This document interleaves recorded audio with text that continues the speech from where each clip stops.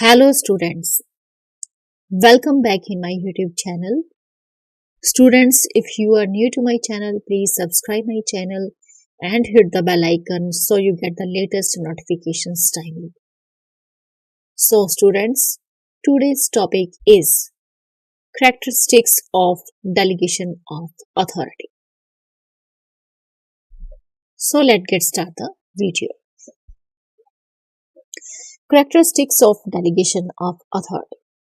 Delegation is the assignment of authority to subordinates in a defined area and making them responsible for the results.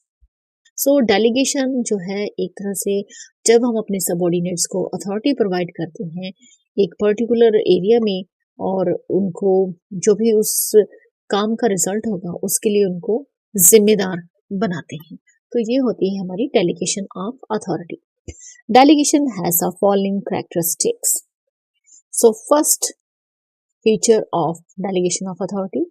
Delegation takes place when a manager grants some of his powers to subordinate. तो delegation कब होता है? Delegation कब होता है?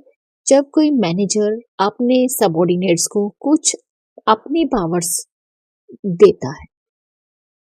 Suppose मैं किसी company में मैनेजर हूँ और मेरे नीचे जो भी सबऑर्डिनेट्स काम कर रहे हैं तो उनको मैं अपनी कुछ पावर्स जो हैं वो प्रोवाइड करूंगी कि आपको इस काम को करना है, तो उस काम के रिगार्डिंग में कुछ पावर्स उनको डेलीगेट करूंगी, पास करूंगी. Second is delegation occurs only when the person delegating the authority himself has that authority.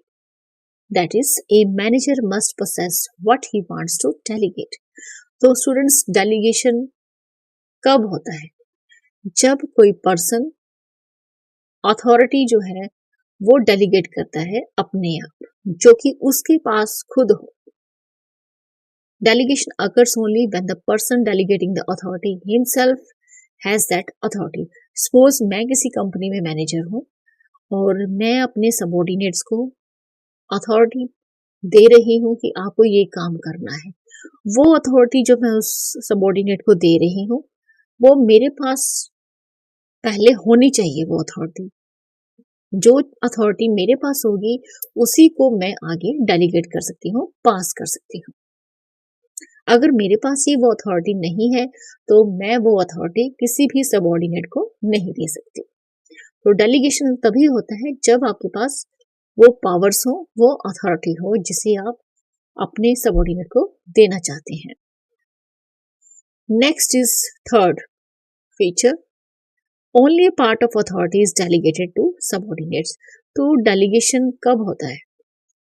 जो भी हमारी अथॉरिटी होती है हम पूरी अथॉरिटी अपने सबऑर्डिनेट्स को नहीं देते, हम अपनी अथॉरिटी का कुछ एक पार्ट अपने सबऑर्डिनेट्स को देते हैं. ऐसा नहीं है कि जितनी भी मेरे पास अथॉरिटी है मैं सारी अपने सबऑर्डिनेट्स को दे दूं, नहीं, मैं सिर्फ कुछ अथॉरिटी ही अपने सबऑर्डिनेट्स को दूंगी.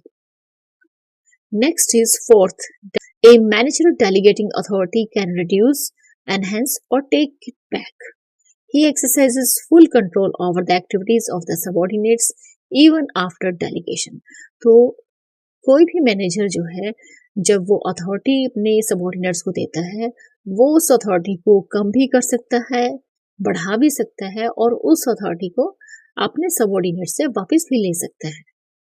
तो जो भी पर्सन, जो मैनेजर जो है अगर अथॉरिटी दे रहा है अपने सबऑर्डिनेट्स को तो भी वो पूरा कंट्रोल रखेगा उस सबऑर्डिनेट्स की एक्टिविटीज पर even after delegation.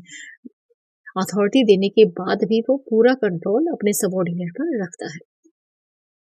Next is fifth point, it is only the authority which is delegated and not the responsibility. तो स्टूडेंट्स बेसिकली जो चीज हम पास करते हैं, जो चीज हम अपने सबऑर्डिनेट्स को देते हैं वो होती है अथॉरिटी. हम सिर्फ अपने सबऑर्डिनेट्स को अथॉरिटी डेलीगेट करते हैं, ना कि रिस्पॉन्सिबिलिटी.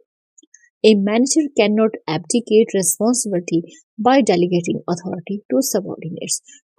कोई भी मैनेजर जो कि अपनी अथॉरिटी जो है अपने सबऑर्डिनेट्स को डेलीगेट कर रहा है वो सिर्फ अपनी अथॉरिटी जो है वो सबऑर्डिनेट्स को वो सिर्फ वो सिर्फ अपनी अथॉरिटी जो है सबॉर्डिनेट्स को दे सकता है, ना कि रिस्पॉन्सिबिलिटी। कोई भी मैनेजर अपनी रिस्पॉन्सिबिलिटी से नहीं भाग सकता। So students, in this video you have learned about the characteristics of delegation of authority. So students, in this video only this much. Thank you. Thanks for watching.